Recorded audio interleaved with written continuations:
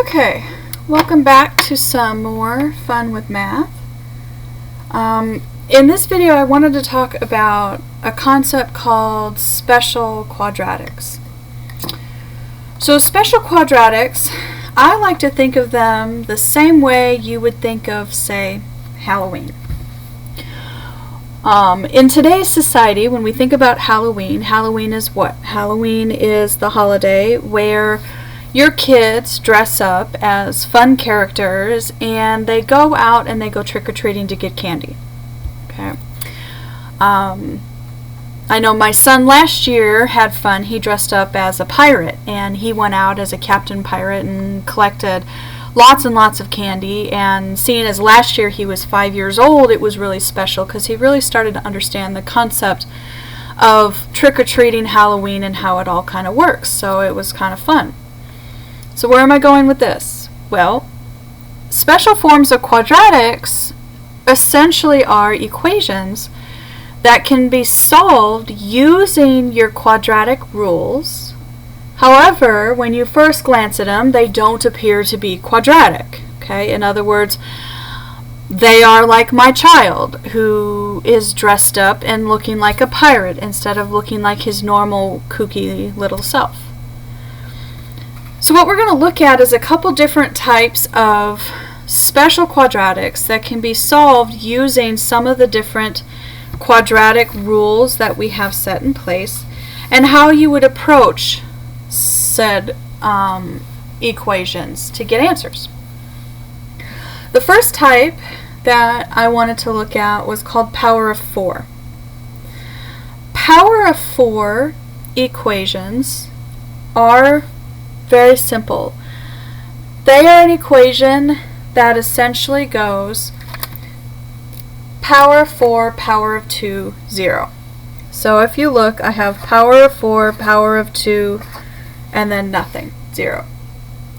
As long as you have that step progression down, then you have a power of 4 equation that can be solved using the simple idea of factoring a quadratic.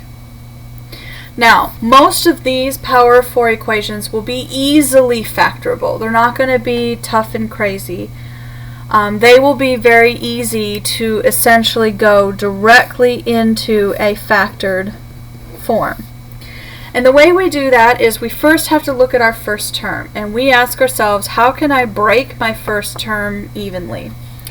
Well, y to the 4th can actually break down into y squared and y squared. Now the next thing we have to look at is we need to figure out my signs. So to figure out your signs, in other words, the signs of the factors, you have to look at factors of the C term that add to the B term, just like normal. So in other words, when I'm talking about factors of the C term, I am talking about your signs that multiply to the sign of the C term. Okay? So we have to figure out what signs would multiply to the sign of the C term. Well, we've got two different types of signs. We have positive and we have negative. So we could actually create ourselves a little chart, and so in order to do that, we would have positive times positive gives you a positive result. We also have negative times negative gives you a positive result. Then we have positive times negative gives you a negative result. Okay, so this is kind of the possibilities of signs that would multiply together to give you that C term. So in this case, we have to first look at the c term. So if I look at my term here, I have a negative 5. Therefore, I would have to multiply to this negative, which means the only possibility I have is this possibility here, where I have to have one factor being positive and one factor being negative. It is the only way that I can get a negative as my c term result. If this back term here had been positive, then we would look at the b term, and we would look at the sign of b. So if you look at your positive terms, notice you would have two choices. So the b term is going to affect the choice if you had a positive c, but in this case we don't, we had a negative. So that makes it fairly simple. It means I have one positive and one negative. So that's how you do your signs. Now we have to figure out the numbers. And so we're going to come back here to this factors of my c term that add to the b. And that's exactly what we have to do. I have 5 as my c term. Its factors are 1 and 5. And that's it. Now I need to know which combination is going to give me a positive 4. So if you think about it, I have two combinations, positive 1, negative 5, negative 1, positive 5. And we're looking at which ones of these, when added together, gives you a positive 4. Well, you guessed it. There's only one way that that happens, which is the bottom way, which means I have to have a positive 5 and a negative 1. Now with that, I have to solve. So I have to take each one of these factors and solve. So I have that y squared plus 5 is equal to 0, and I need to solve for y.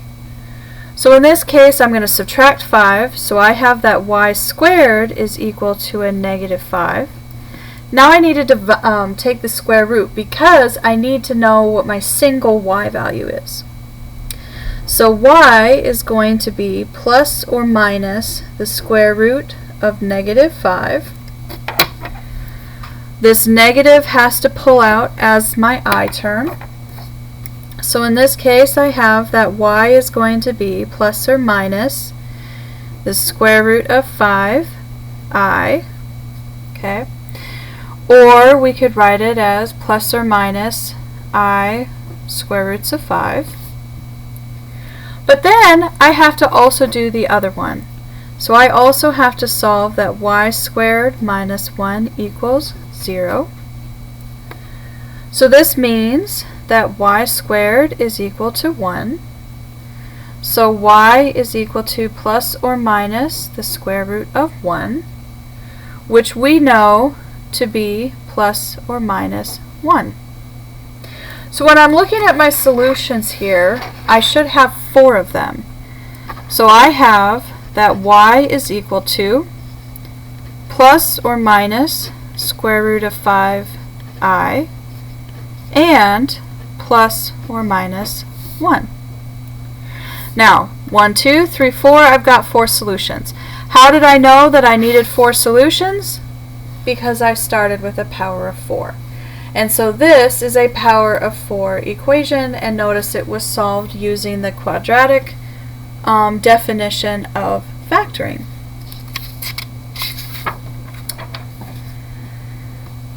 Another special type of quadratic is called binomial groupings. Binomial groupings say if you have binomials that are identical, and one of them is squared and one of them is not, this is the same as having a quadratic. So we have to do what's called substitution. Substitution says that we are going to initially let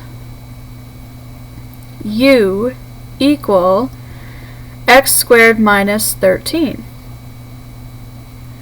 So we are going to substitute my new variable in. So that means this equation is going to change and become u squared plus u minus 12 equals 0.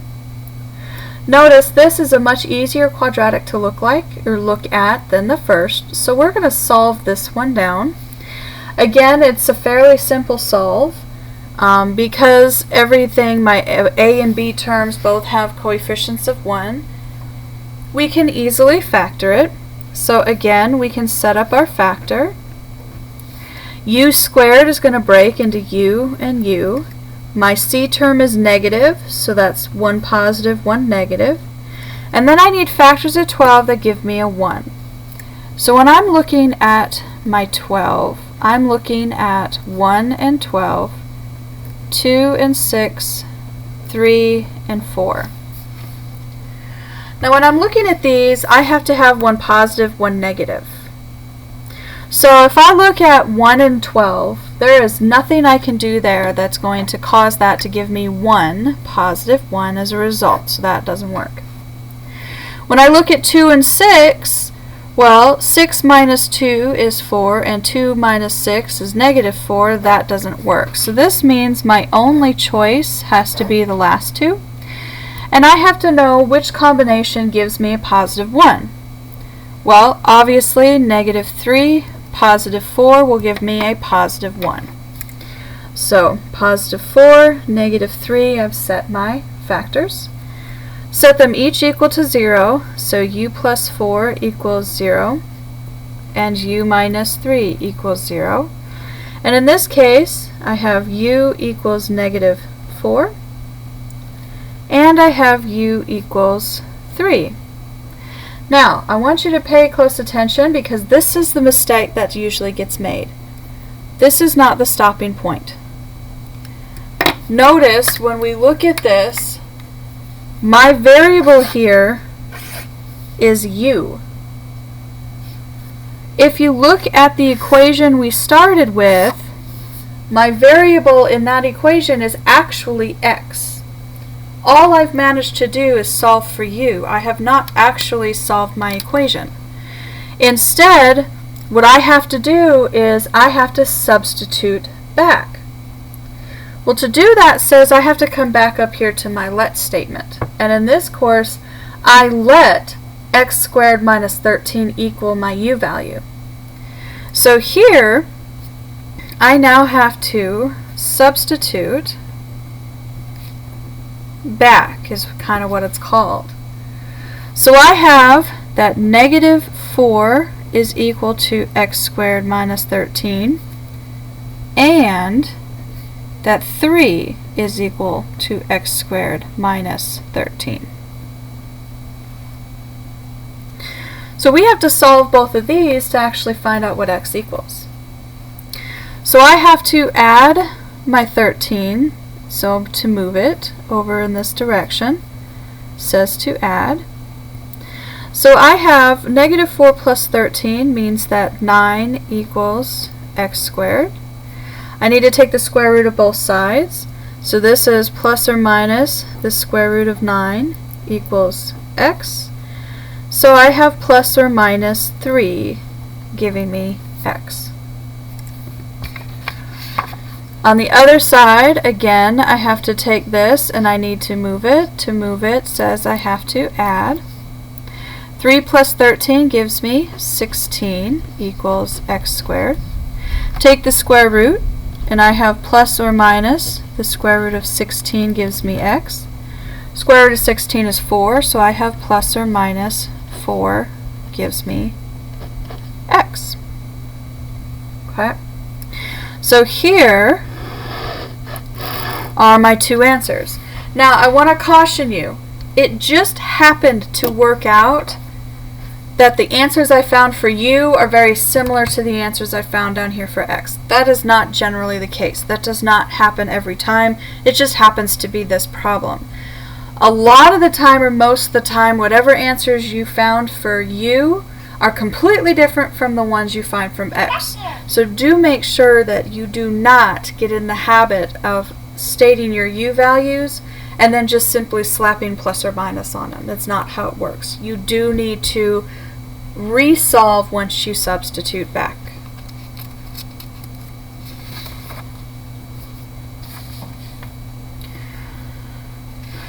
Now the last and sometimes most confusing, is when we have equations with radicals. These again will be solved using a U substitution idea. Again, we are going to substitute for the quote b term or the square root term.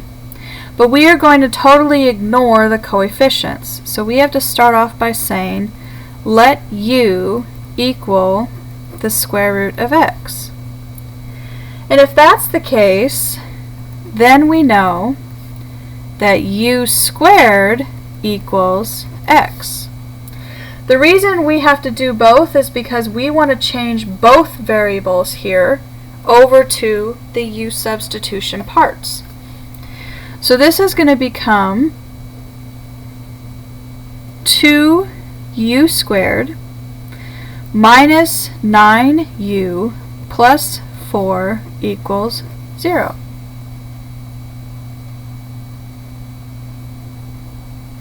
Now, we can solve this using a couple different methods. You could straight factor it. It's actually a fairly easy factoring problem.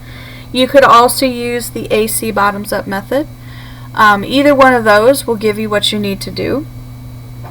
If you're going to straight factor it, which I'll show you here, when we look at this first term, we have a 2u squared, which is going to break into a 2u and u. My back term is positive, so remember this means I have the two cases, that positive times positive equals positive, and positive times negative equals, negative times negative. Negative times negative equals positive. Okay? So what we have to do is we have to look first at the fact that this side of my column is the sign of the C term. This side of my column gives the sign of the B term. So here I have my C term being positive, however my B term is negative, which means of my two choices, negative negative has to be the result. Okay? So there we would input negative and negative. And now I need factors of 4 that when used with my 2 will give me 9 as an answer. So when I'm looking at 4, I'm looking at 1 and 4, 2 and 2. And they all both have to be negative. So negative, negative, negative, negative. So in order to find out 9, remember this middle term is found by combining your outer and your inner. So I have to have 2 times something minus something give me 9. Well, I always like to start with the first factor up at the top. So if I have, say, a 1 here and a 4 here, 2 times negative 4 is negative 8 minus 1 is negative 9. So you all see how that works? I could have looked at it elsewhere. So for example, what if I had said 4 and 1? Then I would have 2 times negative 1, which is a negative 2, minus 4 is a negative 6. You see how that's not negative 9. So we don't want this. What we actually want is this one. So we have a 1 here and a 4 right there. Now just like before, we have to solve it. So I have 2u minus 1 equals 0, and I have u minus 4 equals 0. So again, I got to solve them both. So 2u equals 1, so u equals 1/2. And then I have u equals 4. Now, just like the previous one, I can't stop here because what I solved for was the variable u. what I started with was the variable x. So I have to come back to my let statement, and here I have two choices. I have two different equations that I can use. Either one will work. So I will show you what that looks like using both equations, just for your own confidence. So if we use that u was the square root of x, then we know that in the first one I have that 1/2 is equal to the square root of x. In order to get x by itself, I have to square both sides. So this becomes 1/2 squared equals x. Square it and you get that 1/4 equals x. At the same time, I knew that u equaled 4. So I also have that 4 is equal to the square root of x. Again, I have to square both sides. So 4 squared equals x. So 16 equals x. Thus I have my answers. I can check myself by using the other one if I want. So I also had the equation that said u squared equals x. So again, if I used that u squared equaled x, then again I have 1/2 squared gives me my x value, so 1/4 equals x. I also had that 4 was my u value, squared to give me x, so 16 equals x. Notice it did not matter which equation you choose to start with, because you get the same result either way. So that's everything that you need to know about solving different types of quadratics, the ones that are better known as your special quadratics, as they are quadratics, remember, that are in disguise. So if you have any questions, please let me know. Otherwise, just keep smiling. Make sure you have tons of fun with your math, ask lots of questions, and as always, I'll see you next time.